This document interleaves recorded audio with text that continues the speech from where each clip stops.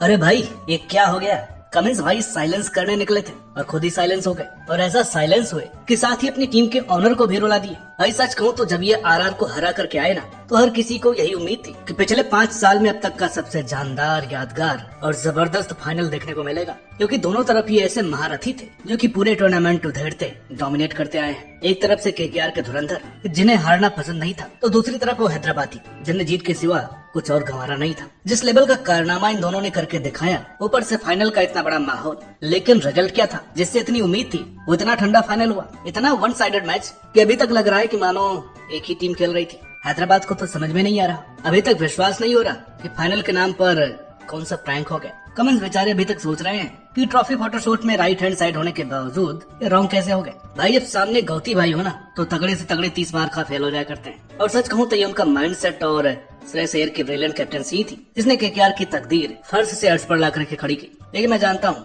आप यही सोच रहे हैं ना कि हम कल के मैच का रिव्यू करने आए होंगे। आप ये भी सोच रहे होंगे कि हम कोई हाईलाइट या किसी का क्रिटिसिज्म करने आए होंगे, लेकिन नहीं। सबसे पहले तो सलाम है केकेआर और एसआरएच दोनों को। आसान नहीं होता है जब इतना तगड़ा डाउनफॉल हो रहा हो एज अ टीम। पिछले साल जहाँ केकेआर 7वें नंबर पर थी तो एसआरएच 10वें नंबर पर, तो इस साल किसी ने उम्मीद नहीं लगाई थी कि इस साल ये लोग फर्स्ट और सेकंड आएंगे। अपनी तीसरी ट्रॉफी जीतने के लिए सबसे पहले तो केकेआर को बधाई, और इतनी जबरदस्त इंप्रूवमेंट के लिए एसआरएच को भी शाबाशी। लेकिन एक सवाल हमारे कई दोस्त अभी तक अपने मन में लिए बैठे हैं कि जो एसआरएच कभी 250 कभी 287 रन ठोक रही थी, वो कल सिर्फ 113 पर सिमट गई। आखिर ऐसा क्या जादू किया केकेआर ने जो इस साल ट्रॉफी जीत गई। तो चलिए आज केकेआर की जीत को ही ट्रिब्यूट देते हुए हम उन टर्निंग पॉइंट्स की बात करेंगे जिसके दम पर केकेआर ने ये टूर्नामेंट अपने नाम किया। Perfect combination. भाई सबसे अच्छा प्लस पॉइंट रहा टीम का कॉम्बिनेशन। सीनियर हो या जूनियर, सबको बखूबी यूज किया गया, सबको खेलने के लिए तैयार रखा गया, और किस सिचुएशन में किसे यूज करना था ये इन्हें बखूबी मालूम था। लाजवाब कॉम्बिनेशन के साथ टीम उतरी। मुंबई के खिलाफ कुलैश में पांडे जी को इम्पैक्ट प्लेयर खिलाना हो या साल्ट की एब्सेंस में गुरबाज का दाव, सब कुछ टॉप नॉच रहा। नारायण रसल को बेस्ट पॉसिबल वे में यूज करना हो या रिंकू रमनदीप को किस नंबर पर खिलाना था,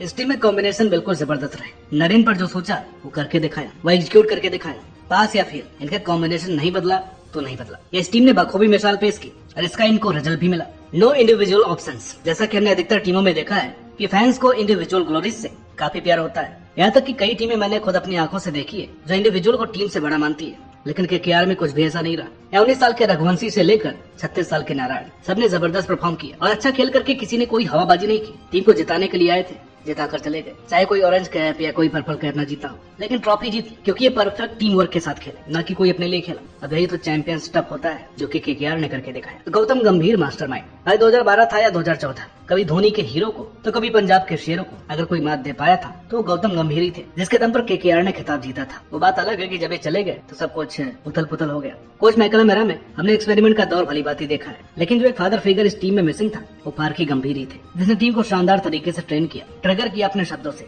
जीत की मोटिवेशन से। वरना अधिकतर प्लेयर तो सेम ही थे, पिछले साल वाले ही टैलेंटेड तो सभी थे। फिजिकली गेम भी अच्छा था, मेंटली इन्होंने तगड़ा कर दिया और बस रिजल्ट हमारे सामने है। और जैसा कि इन्होंने स्टेटमेंट दी थी, आई हेट लूजिंग, उसने तो दिल ही जीत लिया और कभी डायरेक्शन लेस दिख रही केकेआर की गाड़ी को फिर से पटरी पर ला दिया। सीनियर जूनियर ट्रेंड खत्म कर दिया, सबको एक ही लक्ष्य के लिए अग्रसर कर दिया। गंभीर को भले ही सभी लोग क्रेडिट दे रहे हैं, खूब वाहवाही कर रहे हैं, करना भी चाहिए क्योंकि ये डिजर्व करते हैं, लेकिन इसका मतलब ये नहीं है कि आप उस कप्तान को ही भूल जाइए जिसकी लीडरशिप के दम पर केकेआर के हाथों में ट्रॉफी आई। हमेशा याद रखिएगा, गंभीर डगआउट में होते थे, ग्राउंड पर जो कमाल हुआ है वो श्रेयस भाई के शानदार कैप्टनसी से ही हुआ है। और ये पहली बार नहीं हुआ है। आपको याद होगा जब 2018 में दिल्ली के कप्तान गौतम गंभीर ने 20 सीजन विड्रॉ कर लिया था तो अय्यर भाई ही थे जिसने दिल्ली का हाथ थामा था। 2019 में टॉप 4 में पहुंचाया था, 2020 के फाइनल में पहुंचाया था। वो बात अलग है कि ट्रॉफी उनकी नहीं हुई, लेकिन शानदार और बेहद इंस्पायरिंग कप्तानी के लिए अय्यर को कोई तारीफ मिलते मैंने तो नहीं देखी। ऐसे में वो तारीफ और ट्रॉफी दोनों ही पेंडिंग थी, जिसके सालों से हकदार रहे, और कल फाइनली इन्हें वो सब कुछ मिल ही गया। अब भाई कोई करे या ना करे, लेकिन हम आपकी खुलकर तारीफ करेंगे जो कि आप डिजर्व करते हैं।